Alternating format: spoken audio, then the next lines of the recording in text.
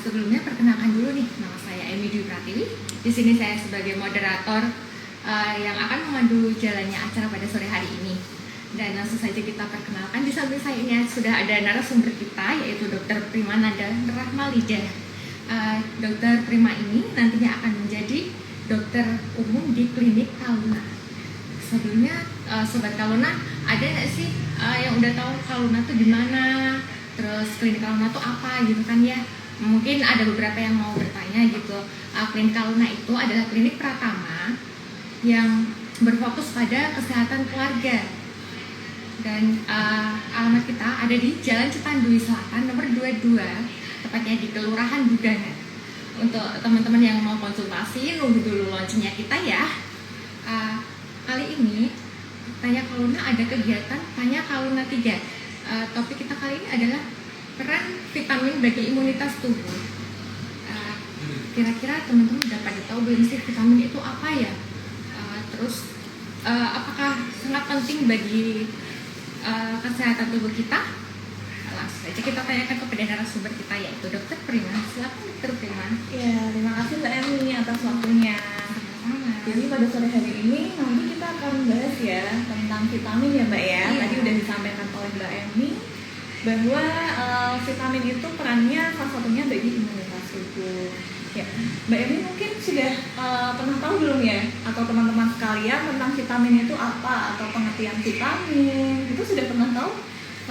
Kita sebagai masyarakat umum pasti tahunya vitamin itu paling vitamin C gitu untuk kekebalan tubuh kita gitu ya. Iya, cuma gitu. Jadi yang ditahu kebanyakan dari masyarakat umum itu hanya beberapa vitamin ya. Ada vitamin C, vitamin D, seperti itu.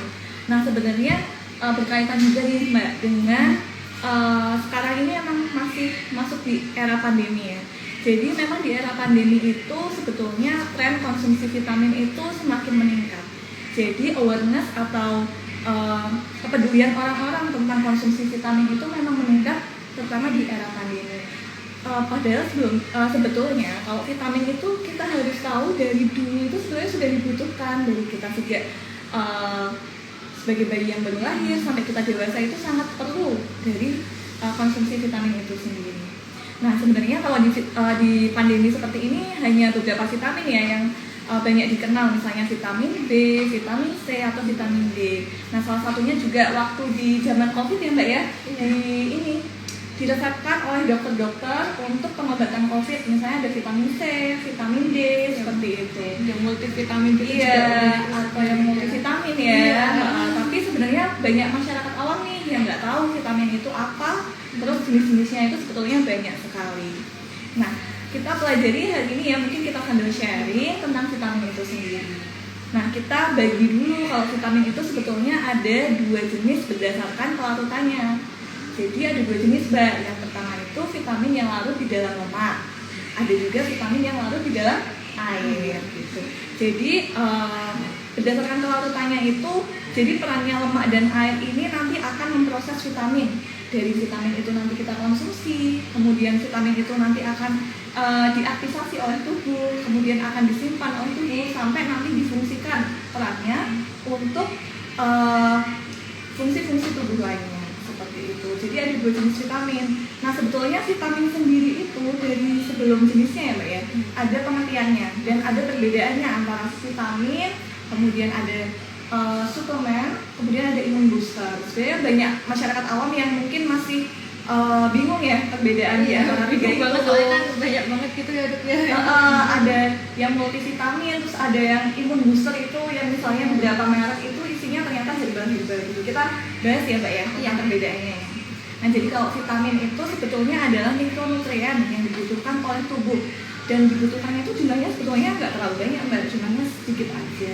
Hanya saja memang tubuh kita itu tidak bisa memproduksi vitamin secara sendiri. Jadi perlunya kita konsumsi vitamin itu karena tubuh kita tidak bisa memproduksi sendiri. Jadi kita konsumsi vitamin untuk memenuhi kebutuhan tubuh kita. Nah vitamin itu memang ada sumbernya dari beberapa jenis ya. Yang utama sebetulnya vitamin dapat kita temukan dari makanan, jadi dari sumber makanan. Tapi ada juga yang kita dapat temukan dari suplemen. Jadi sebetulnya suplemen itu adalah bentuk vitamin yang sudah dibentuk sedemikian rupa menjadi seperti pil, tablet, kemudian bisa juga injeksi atau suntikan gitu. Itu sebetulnya suplemen yang berisi vitamin, tetapi tidak didapatkan dari makanan secara langsung, melainkan dari zat-zat yang mengandung vitamin yang sudah diformulasikan membentuk tadi seperti yang diminum secara rutin, misalnya multivitamin tablet dan lain sebagainya. Nah, ada juga yang namanya imun booster. Sebenarnya kalau pengertian imun booster sendiri itu dalam bahasa Inggris kan imun booster artinya meningkatkan daya tahan tubuh gitu. Nah, imun booster ini memang bisa dari vitamin itu sendiri atau bisa juga dari makanan yang mengandung vitamin, yang mengandung mineral, yang mengandung zat-zat yang dapat meningkatkan daya tahan tubuh. Bisa juga dari herbal-herbal. Biasanya imun booster itu banyak kandungan herbalnya. Nah, kandungan herbal ini sebetulnya memang banyak yang berfungsi sebagai peningkat daya tahan tubuh. Seperti itu Mbak. Itu sebenarnya perbedaannya.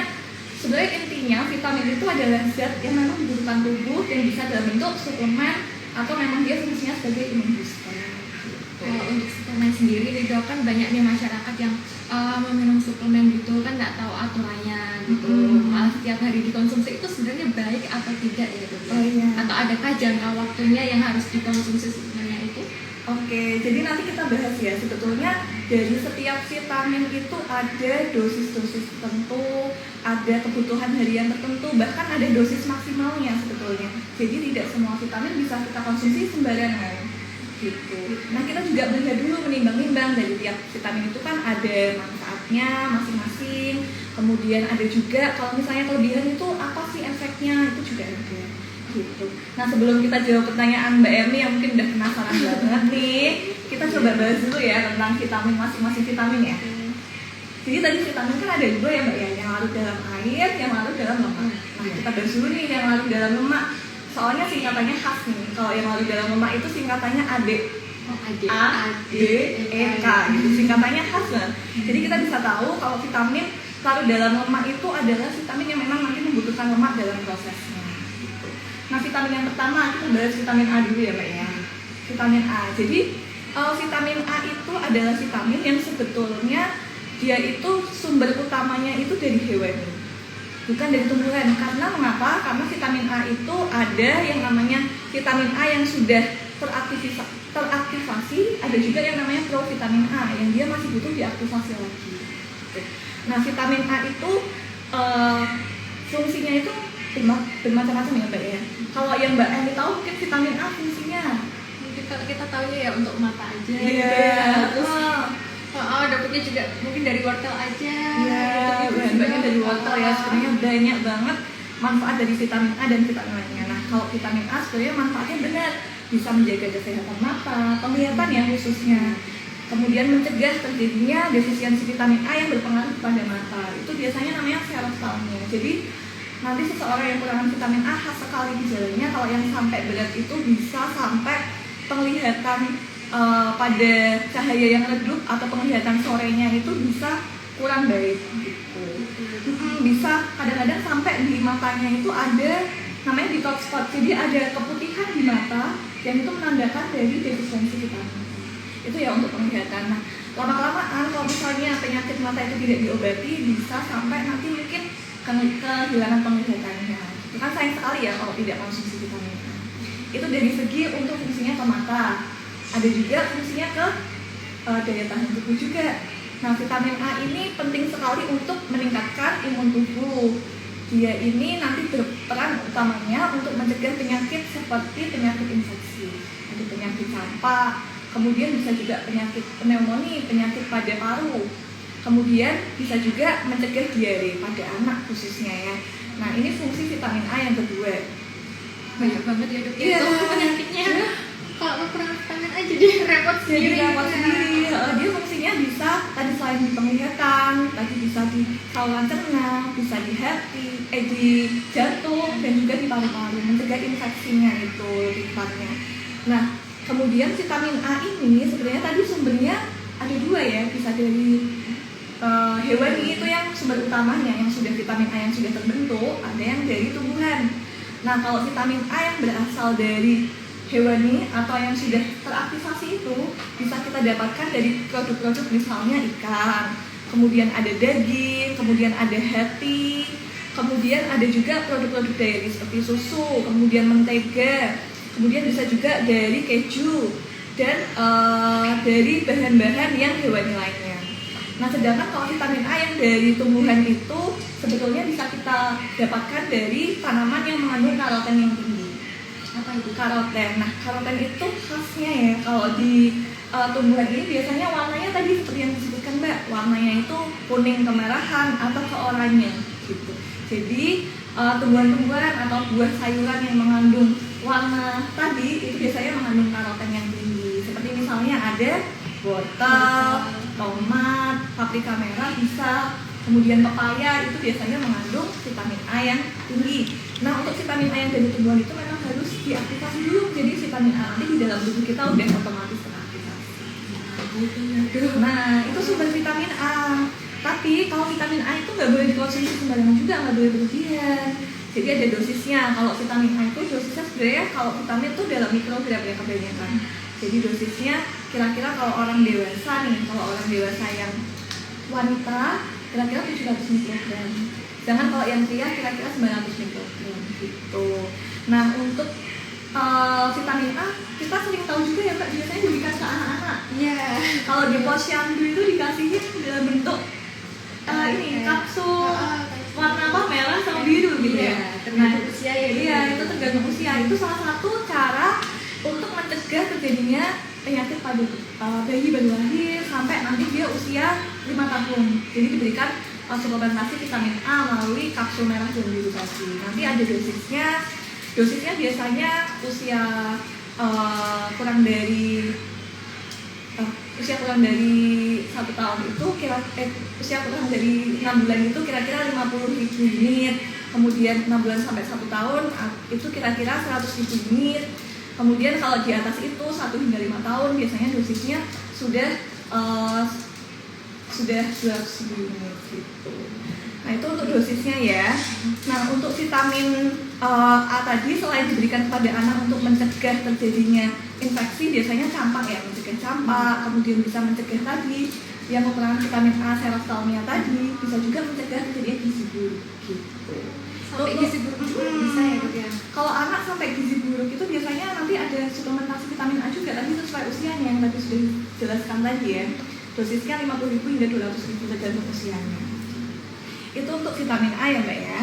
Nah, tapi kalau misalnya seorang kelebihan vitamin A nanti bisa bergejala juga Mbak. Misalnya nanti dia jadi mudah mual muntah, kemudian bisa pusing juga, nyeri kepala. Itu bisa akibat dari kelebihan dari vitamin A gitu. Jadi nggak boleh dikonsumsi berlebihan sesuai dengan anjuran dosis. Nggak boleh kekurangan, nggak boleh Nggak kelebihan boleh juga. kekurangan, nggak boleh kelebihan gitu. Itu fungsi vitamin A ya. Nah, selanjutnya ada vitamin yang kedua nih. Tadi udah vitamin A, sekarang kita vitamin D ya. Vitamin D. Kalau yang Mbak Emi tahu mungkin vitamin D itu terkenalnya di apa Mbak? Oh, vitamin D, oke ya. Tulang ya biasanya ya. Tulang sih. Ke tulang. Terus kemarin kita sempat share nih tentang vitamin D, bahwa vitamin D itu disebut juga the sunshine vitamin. Vitamin yang didapat dari sinar matahari sebetulnya. Nah, vitamin D ini kita sebut juga kalsiferol. Nah, dia ini sebetulnya bisa diproduksi sendiri oleh tubuh kita melalui paparan sinar matahari. Jadi, kalau misalnya kita biasanya terkena paparan sinar matahari itu ada yang namanya UVB. UVB itu punya panjang gelombang yang bisa menembus kulit. Jadi bisa menembus kulit sampai akhirnya dia nanti memproduksi vitamin D sendiri. Jadi tubuh kita sebetulnya bisa produksi vitamin D sendiri, khususnya vitamin yang D3 dengan cara terpapar sinar matahari gitu. Kalau kita nggak bisa kena sinar matahari itu gimana Dok gitu? Nah, solusinya gitu. Solusinya ya, jadi sebetulnya nggak hanya dari sinar matahari, tapi bisa dari makanan, entah itu buah-buah, dari tanaman, juga bisa dari hewan gitu. Nanti kita sebutkan ya, dari tanaman itu apa saja, hewan itu apa saja gitu. Tapi yang utama itu sebetulnya dari pancaran sinar matahari, paparan sinar matahari. Nah, kalau misalnya kita mungkin kalau berjemur gitu bingung ya, berjemur berapa lama? Ya, terus jam berapa? Jam berapa? Sampai jam berapa? Suka berjemur gak Mbak? Kadang-kadang Kita kadang kayak males ya kalau berjemur itu kayak panas iya, gitu. panas gitu. Kadang pakai sunscreen, mau keluar aja pakai sunscreen, dan takut tuh kena sinar matahari. Padahal sebenarnya ada fungsinya ya kalau berjemur. Tapi nggak boleh sembarangan Mbak, kalau berjemur itu ya ada waktunya gitu ya. Jadi kalau misalnya mau berjemur biar dapat vitamin D yang cukup, itu kira-kira waktunya sebetulnya tergantung ya dari jenis kulitnya. Kalau kulit yang lebih terang, biasanya waktunya tuh sedikit aja, kira-kira 5 hingga 10 menit. 5 hingga 10 menit itu cukup. Sedangkan kalau misalnya seseorang yang mempunyai kulit lebih gelap, itu biasanya waktunya lebih lama, misalnya 15 menit sampai 30 atau 60 menit gitu. Nah, kalau untuk waktu berjemur yang baik itu sebetulnya kita harus menghindari puncak dari sinar matahari sih sebetulnya. Jadi kita bisa dari jam 10 atau jam 2 hingga 3 sore gitu. Jam 2 itu nggak apa-apa ya, Dok ya? 2 atau 3 sore nggak apa-apa. Jadi yang penting nggak terlalu puncaknya matahari itu di tubuh kita gitu. Soalnya kan yang kita tahu kan nanti jam 8 tuh dari sinar matahari, terus kita berjemur gitu. Sebenarnya yang paling efektif itu kalau menurut sumber yang sudah ada itu kira-kira jam 10 dan jam 2 atau jam 3. Kalau kemarin waktu zaman pandemi sih dari Kemenkes sebetulnya ada himbauan untuk berjemur itu kira-kira ya 10 hingga 15 menit, untuk jamnya itu sekitar jam 10 hingga jam 1 siang gitu. Tapi mungkin kita pilih aja ya tidak terlalu terik ya. Jadi memang kan kalau sinar UV itu dapat bersifat karsinogenik, bisa menyebabkan kanker kulit. Jadi kita harus menghindari itu. Oh iya, kalau misalnya pakai keluar di terik sinar matahari pakai sunscreen nggak Mbak? Pasti dong. Oke ya. Apalagi cewek ya, apalagi takut banget kalau misalnya nanti kulitnya hitam atau nanti penuaan dini. Iya gitu. kan niatnya berjemur kan mau dapat vitamin D itu tadi. Kalau gosok kan kita juga mikir lagi gitu kan. Penasaran nggak kalau misalnya pakai sunscreen tuh ngaruh nggak ke penyerapan sinar matahari untuk produksi vitamin D? Nanti juga tuh. Nah sebenarnya kalau pakai sunscreen sebenarnya pengaruh ya, pengaruh. Nanti bisa menyebabkan kalau misalnya penyerapan vitamin D itu berkurang gitu. Tapi biasanya sunscreen itu biar SPF-nya 8 ke atas sih. Kalau misalnya di bawah itu nggak terlalu berpengaruh. Cuman di beberapa dari kita kan kalau pakai sunscreen suka nggak merata gitu ya.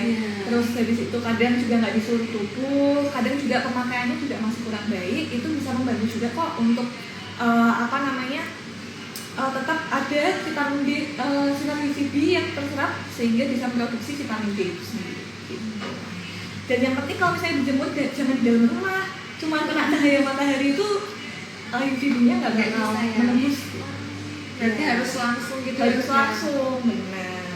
Nah untuk vitamin D ini ya, sebenarnya vitamin D itu banyak sekali ya fungsinya. Tadi bisa untuk meningkatkan absorpsi kalsium, fosfat, fungsinya itu nanti bisa ke tulang ya. Jadi membentuk tulang yang lebih kuat, yang mencegah dari osteoporosis atau kekeroposan tulang gitu. Dan fungsinya lagi juga bisa untuk gigi, kemudian juga bisa untuk mencegah penyakit biasanya pada anak itu namanya rickets. Kalau pada dewasa osteomalacia itu biasanya tulang yang mudah rapuh gitu. Itu fungsi vitamin D. Berarti penting ya kalau untuk mau lansia gitu ya, lansia gitu kan biasanya kan pada propos. Nah kalau vitamin D tadi memang nggak boleh dikonsumsi sembarangan ya dosisnya. Kalau misalnya kemarin waktu kita zaman COVID dikonsumsi itu emang rekomendasi suplementasinya itu maksimal kira-kira 1000 international unit atau sampai 4000 international unit. Jangan sampai dilebihkan. Jadi ya kalau misalnya kita bolehlah sampai 1000 international unit aja gitu. Itu rekomendasinya gitu. Kalau kelebihan soalnya sifatnya itu sangat berbahaya ya. Misalnya berlebihan itu bisa menyebabkan gangguan irama jantung, bisa menyebabkan pada kejang juga, bisa menyebabkan gangguan-gangguan lainnya di dalam tubuh kita. Itu sangat bahaya ya. Jadi nggak boleh kebanyakan ya kalau untuk vitamin D ya. Nah selanjutnya vitamin ketiga nggak, jadi vitamin A, D, kemudian vitamin E. Nah vitamin E ini khas banget, dia terkenal sebagai vitamin yang berfungsi sebagai antioksidan gitu. Nah kalau antioksidan itu fungsinya untuk menangkal yang namanya radikal bebas, mencegah terbentuknya ROS itu, jadi tidak mudah ada sel-sel yang mudah rusak gitu. Jadi mencegah sel-sel untuk mudah rusak gitu. Kenapa sel-sel itu mudah rusak itu harus dicegah? Karena dia itu berkaitan dengan penyakit degeneratif atau penyakit kronis, misalnya penyakit kardiovaskular, kemudian juga penyakit kanker. Jadi fungsinya yang utama adalah sebagai antioksidan. Tapi vitamin E ini juga bisa berfungsi untuk imun tubuh juga, apalagi dia kalau dikombinasikan dengan vitamin C. Itu dia jadi salah satu vitamin sumber imunitas tubuh yang paling baik. Jadi vitamin C sama vitamin E gitu. Kalau kita taunya kan vitamin E Vitamin untuk kulit aja gitu ya dok. Nah, itu juga ya vitamin E itu banyak banget ya suplemen vitamin E untuk kulit. Ya, memang sih dia bisa untuk mencegah penuaan dini, mencegah inflamasi kulit gitu. Dan mencegah terlalu banyak sinar matahari yang ada di tubuh kita gitu yang sampai membuat kerusakan di kulit. Itu fungsi vitamin E. Gitu ya. Kalau untuk vitamin E sih sebetulnya dosisnya nggak terlalu banyak. Kita cukup kira-kira 15 mg. 15 mg. Nah, sumber vitamin E banyak sekali ya. Kemarin kita sebutkan salah satunya ada dari biji-bijian, biji bunga matahari, biji gandum, bisa juga dari biji kacang-kacangan, misalnya hazelnut, kemudian kacang-kacangan lainnya itu banyak sekali. Itu juga dapat. Kacang tanah juga bisa. Itu salah satu sumber dari vitamin E gitu ya. Untuk vitamin E bisa juga dari sayuran sih, sebetulnya banyak banget. Nanti kita bisa search ya untuk vitamin E itu banyak banget. Tapi kebanyakan biji dan minyak-minyak bijian tadi itu untuk vitamin E. Terus selanjutnya yang terakhir dari vitamin yang larut lemak itu adalah vitamin K. Ya, vitamin K ini ya. Jadi kalau vitamin K ini sebetulnya ada dua jenis ya, ada vitamin K1 sama vitamin K2. Tapi yang paling banyak yang kita dapatkan itu biasanya vitamin K1 karena vitamin K1 itu banyak di tanaman gitu. K2 itu bisa dari hewani juga atau nanti dari tanaman yang akhirnya di dalam tubuh diubah menjadi vitamin K2 gitu. Nah, vitamin K ini fungsinya juga untuk tulang seperti vitamin B. Jadi dia nanti akan membentuk tulang yang lebih padat. Jadi kalau padat itu nggak mudah ini ya, rapuh. Jadi nggak gampang osteoporosis gitu kalau di pada lansia gitu ya. Kemudian juga vitamin K ini berperan juga dalam sistem pembuluh darah. Dia ini bisa diresepkan biasanya untuk dokter untuk pada gangguan-gangguan perdarahan, misalnya yang perdarahan terlalu banyak, misalnya perdarahan saluran cerna, kemudian penyakit-penyakit yang bermanifestasi ke perdarahan. Bisa diberikan vitamin K karena sifatnya itu nanti untuk membekukan darah. Bisa untuk membekukan darah juga. Cuman nggak boleh sembarang dikonsumsi karena tetap harus sesuai dengan resep dokter. Ada beberapa obat lain juga sih yang bisa untuk membekukan darah. Vitamin K ini nanti bisa didapatkan dari produk-produk dairy, misalnya susu, telur, keju, mentega gitu juga bisa. Dari tanaman juga bisa, misalnya sayur-sayuran, minyak sayuran juga bisa gitu. Jadi sebenarnya banyak banget, bisa dari hewani, juga bisa dari nabati ya, dari tumbuh-tumbuhan. Kalau contoh sayurannya sendiri yang mengandung vitamin K itu apa ya Bu? Nah, kalau contohnya sebetulnya kalau vitamin K itu misalnya ada dari kacang kedelai, kemudian dari brokoli, itu juga bisa. Kemudian dari misalnya labu siam, labu gitu bisa. Itu dari sayur-sayuran ya kalau untuk vitamin K sendiri ya. Kalau hewani tadi seperti produk dairy tadi. Nah, untuk dosisnya sebenarnya juga sedikit aja sih. Kalau vitamin K itu biasanya dalam mikrogram. Kalau orang dewasa kira-kira 90 mikrogram maksimal untuk dosis hariannya gitu. Tapi dosis maksimalnya ada, cuman memang harus dibatasi ya untuk vitamin K. Tetap pakai batas semua ya. Terus kalau misalnya bayi baru lahir, biasanya kita suntik vitamin K1. Karena vitamin K1 ini fungsinya untuk mencegah yang namanya VKDB. Vitamin K defisiensi bleeding. Jadi ada perdarahan pada bayi baru lahir.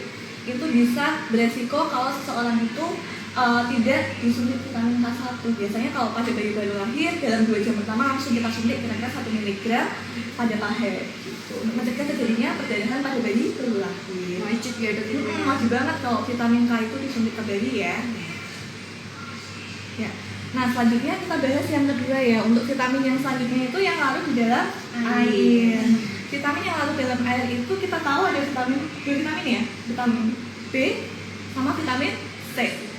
Itu sebenarnya kalau dua ini vitamin B itu sebenarnya banyak banget jenisnya, nggak hanya vitamin B aja. Makanya kita bisa kenal ada suplemen yang namanya vitamin B kompleks. Jadi vitamin B itu ada vitamin B1, nama lainnya itu vitamin tiamin. Terus kemudian ada vitamin B2, nama lainnya riboflavin, vitamin B3 namanya niacin, ada juga vitamin B5, asam pentotenan. Kemudian vitamin B4 ya itu ya. Terus ada vitamin B6, itu namanya pyridoxine. Kemudian ada vitamin B7, nama lainnya biotin, dan ada namanya vitamin B9. Apa yang kita kenal namanya asam folat. Sebenarnya asam folat itu salah satu vitamin B. Dan ada juga yang namanya kobalamin, yaitu vitamin B12 gitu ya, itu untuk vitamin B. Nah vitamin B itu sebetulnya fungsinya itu terutama ya, dia itu bisa untuk menghasilkan energi. Jadi ada beberapa vitamin yang akhirnya itu nanti akan membentuk yang namanya ATP ADP, jadi menghasilkan energi. Bisa juga untuk pertumbuhan dan perkembangan, dan yang utama juga bisa untuk membantu kesehatan dari saraf. Nah biasanya orang-orang yang memiliki kelainan saraf gitu bisa dengan mengkonsumsi vitamin B gitu. Nah biasanya kalau vitamin B itu ada defisiensi atau kekurangan vitamin B yang perlu kita tahu ya.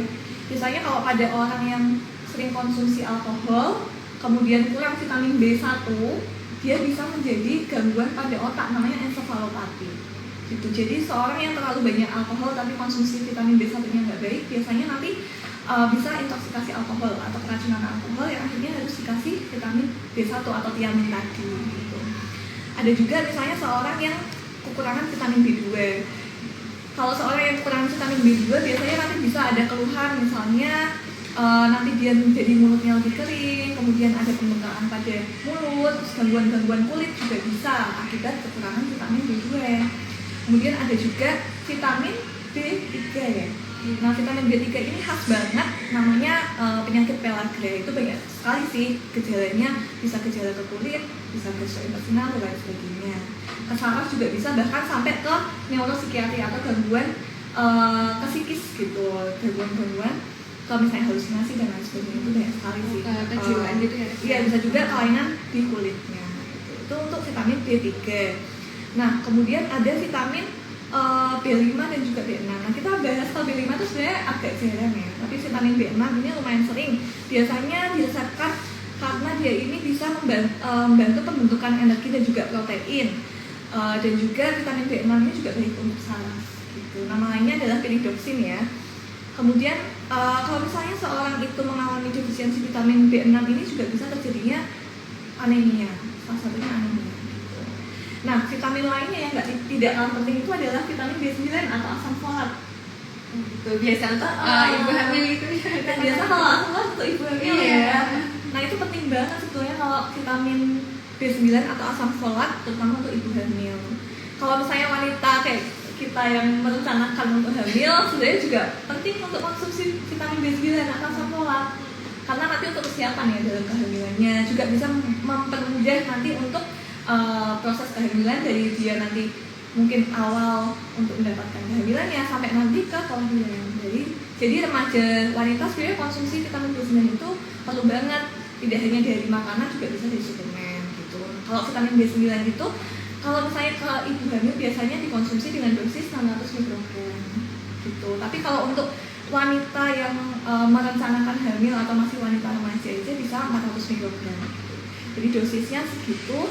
Tapi untuk orang-orang yang mungkin beresiko ya, misalnya ada keluarga yang memiliki riwayat gangguan pada anaknya, misalnya gangguan bawaan, penyakit bawaan, misalnya anaknya anencefali, kemudian ada keluhan-keluhan saraf lainnya gitu, atau neurotub defect ya namanya NTD, itu nanti bisa dicari, itu keluhannya banyak sekali ya. Pada anak nanti ada penyakit bawaan, itu bisa kalau orang yang beresiko bisa diberikan dengan dosis yang lebih tinggi. Biasanya dosisnya itu sekitar 4.000 mikrogram per hari. Jadi perlu diwaspadai pada ibu hamil untuk konsumsi asam folat agar nanti saat mengandung sampai nanti dilahirkan itu kondisi baik ibunya dan juga janinnya itu tetap baik perkembangannya. Itu untuk vitamin B9. Ada juga vitamin B12, ini penting banget juga untuk fungsi sarafnya. Gitu. Oke, nah itu untuk vitamin B ya. Nah ada lagi vitamin yang terakhir ya, itu ada vitamin C. Kalau vitamin C itu namanya asam ascorbat ya. Jadi vitamin C ini memang fungsinya tadi yang paling utama itu memang untuk daya tahan tubuh. Utamanya dia bisa digabungkan dengan vitamin E, jadi meningkatkan daya tahan tubuh. Dia juga bisa untuk meningkatkan penyerapan zat besi gitu. Jadi kalau misalnya biasanya ibu-ibu hamil dikasih vitamin C, biasanya orang-orang yang memiliki anemia dikasih vitamin C agar penyerapan zat besinya itu lebih tinggi gitu. Itu salah satu fungsi dari vitamin C. Selain itu vitamin C juga bisa untuk antioksidan juga sebetulnya, seperti kayak vitamin E, mencegah penyakit-penyakit yang degeneratif, kardiovaskular, kanker dan lain sebagainya. Itu untuk vitamin C ya. Untuk sumbernya pasti udah banyak yang tahu ya, kalau vitamin C dari buah-buahan ya. Buah-buahan, Terutama jeruk ya. Iya, jeruk dan lain sebagainya. Sebenarnya banyak sekali ya. Ada dari jeruk, misalnya dari anggur, kemudian bisa dari sayur-sayuran juga. Sayur-sayuran hijau itu juga bisa mengandung vitamin C. Tapi dosis vitamin C itu tidak boleh sembarangan juga ya. Ada maksimal dosisnya. Kalau sehari itu untuk orang dewasa itu maksimal dosisnya 2000 mg, nggak boleh lebih dari itu. Jadi nggak boleh sembarangan konsumsi vitamin C, misalnya suplemen, yang minuman atau yang tablet, tapi sembarangan. Saya sehari lebih dari dosis itu bisa meningkatkan jumlah vitamin C dalam tubuh. Tapi sebetulnya kalau vitamin C sama vitamin B itu kan larut dalam air, jarang sih terjadi adanya kelebihan vitamin, karena nanti kelebihannya itu akan dibuang melalui urin gitu. Itu kelebihan dari vitamin yang larut dalam air. Kalau larut dalam lemak ya tergantung dari fungsi tubuh yang berhubungan dengan lemak itu sendiri.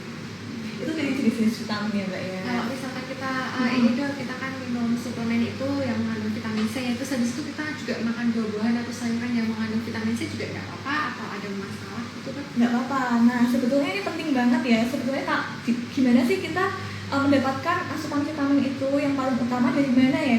Dari makanan atau dari suplemen gitu-gitu ya Mbak ya. Jadi sebetulnya kalau untuk vitamin itu yang paling utama itu dari makanan. Karena sebetulnya kita apabila kita itu sadar untuk mengkonsumsi makanan yang bergizi seimbang, kemudian makanan yang sehat, kemudian kita memang rutin untuk makanan-makanan yang sesuai 4 sehat 5 sempurna. Misalnya ada dari nasi, lauk pauk, kemudian sayuran, kemudian ada juga dari susu, minuman, air putih gitu. Sebetulnya itu udah gizi seimbang dan semuanya itu saling melengkapi kandungan vitaminnya. Jadi memang vitamin itu tidak bisa ditemukan dalam satu sumber, semua vitamin itu nggak bisa satu sumber makanan. Jadi memang harus saling melengkapi. Macam-macam gitu. Macam-macam makanan melengkapi kandungan vitaminnya. Nah kalau kita sudah konsumsi dengan benar itu makanan yang sesuai dengan gizinya, sebetulnya kita cukup dari tambahan makanan lainnya, misalnya tambahan buah, sayur, tambahan daging dan lain sebagainya. Tapi kalau pada orang-orang yang mungkin resiko mengalami defisiensi vitamin atau kekurangan vitamin, misalnya ada orang-orang yang sakit, kemudian ada yang pemulihan pasca sakit, atau mungkin orang-orang yang ada gangguan malabsorpsi, gangguan penyerapan zat-zat gizi tertentu, itu bisa juga diberikan vitamin tambahan dari suplemen, bisa dari multivitamin, bisa dari injeksi, sesuai tapi dengan anjuran dari dokter gitu. Nah orang-orang lansia juga sebetulnya daya penyerapan tubuhnya memang agak menurun, jadi misalnya ditambahkan suplemen pun boleh, tapi dengan dosis tertentu ya, tidak boleh berlebihan Dan tidak boleh dikonsumsi ya seumur hidup gitu ya. Iya benar. Selanjutnya mungkin ya, kalau memang harus dengan dosis tertentu ya Mbak ya. Ada juga nanti kelebihan tidak baik ya. Kalau misalnya untuk vitamin-vitamin lainnya mungkin Mbak ada yang masih mau ditanyakan nggak? Gimana nanti kalau misalnya makan vitamin biar dapat banyak itu gimana? Ya mungkin itu bisa jadi pertanyaan juga ya dari Ini ya misalnya kalau misalnya dari kita misalnya kalau konsumsi vitamin kita bingung ya, kalau misalnya konsumsi buah, sayuran tertentu atau makanan tertentu gimana sih kita memprosesnya biar nggak kehilangan zat gizinya gitu ya, terutama vitamin-vitamin gitu ya. Misalnya kalau kita memproses suatu makanan itu kita bisa dari misalnya kita bersihkan dulu makanannya. Kalau bersihkan lebih baik dengan air yang mengalir, karena kalau misalnya kita rendam nih Mbak, kalau kita rendam itu banyak zat-zat yang terutama vitamin B, vitamin C itu kan gampang larut dalam air ya, jadi bisa juga dia keluar tuh kandungannya vitamin. Jadi kalau direndam itu lebih mengurangi kandungan dari vitaminnya gitu. Lebih baik dibilas di air yang mengalir gitu. Nah kemudian misalnya kita masak kan kita potong-potong dulu ya, jadi itu sangat berpengaruh juga. Jadi gimana cara kita memotong? Kalau misalnya kita memotong makanan tapi terlalu kecil-kecil, itu kan jadi dia luas permukaannya kecil ya. Jadi dia itu lebih mudah ada zat-zat yang keluar. Sedangkan kalau kita potong lebih besar itu nggak mudah untuk zat-zat itu lebih mudah larut ke air lah atau mudah keluar lah. Entah nanti ada efek dari misalnya udara bebas, dari air juga, itu bisa meningkatkan pengeluaran itu. Jadi kita potongnya lebih besar-besar. Oh ya, kalau untuk sayuran sendiri nih Dok, kan ada tuh yang dipotong-potong baru dicuci, iya. ada juga yang dicuci baru dipotong. Itu sebenarnya gimana sih yang baiknya tuh? Sebetulnya kalau lebih baiknya sih dibersihkan dulu ya, dibersihkan air mengalir hadapannya, kan memang tidak ada misalnya mikroorganisme atau bakteri-bakteri lainnya biar terlalu juga di dalam air, baru kita potong-potong, karena kita potong kan juga pakai alat kita, takutnya nanti saat kita potong malah mengkontaminasi bagian-bagian dalam dari sayurnya gitu. Nah, kalau cara masaknya juga beda ya Mbak ya. Kalau kita masak rebus, kita masak di kukus, kemudian kita tumis atau kita panggang, itu mempengaruhi juga dari kandungan zat gizinya. Sebenarnya kalau misalnya kita memproses makanan itu, yang penting kita jangan terlalu lama, terutama jangan menggunakan air yang terlalu banyak juga, suhunya juga jangan terlalu tinggi gitu, karena suhu tinggi juga dapat mempengaruhi kandungan gizi. Oke, gitu ya.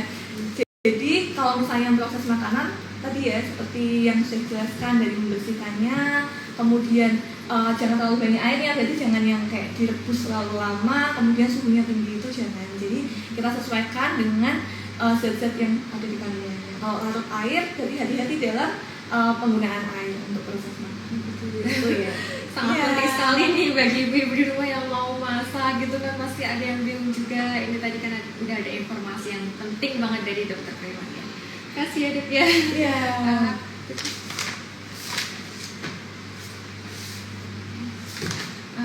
Untuk sore hari ini mungkin itu dulu ya. Udah banyak ya Mbak? Udah banyak banget tadi pertanyaannya sudah kita bahas. Materinya banyak, terus pertanyaannya sebenarnya pasti masih banyak sih, tapi nanti kita bisa diskusikan lagi ya. Nanti kalau misalnya ada yang masih belum paham, bisa tanya lagi nanti lewat Instagram Link Kaluna atau sosial media lain.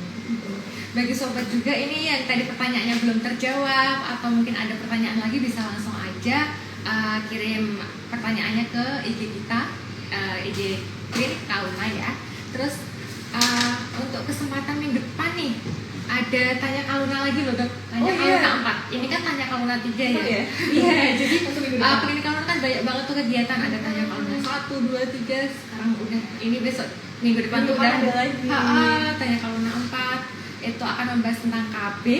Stay tune untuk tahu jadwalnya di Instagram Kaluna. Nanti pasti kita share lagi untuk jadwalnya. Untuk semuanya nanti sobat-sobat Kaluna jangan lupa ya ajak teman-temannya untuk follow Instagram kita, buat kepoin kita, karena banyak banget informasi tentang kesehatan yang akan kita share di IG Klinik Kaluna.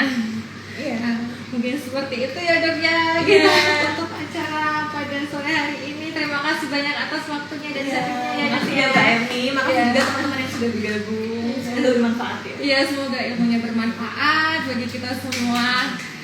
Kita tutup. Wassalamualaikum warahmatullahi wabarakatuh. Sampai bertemu lagi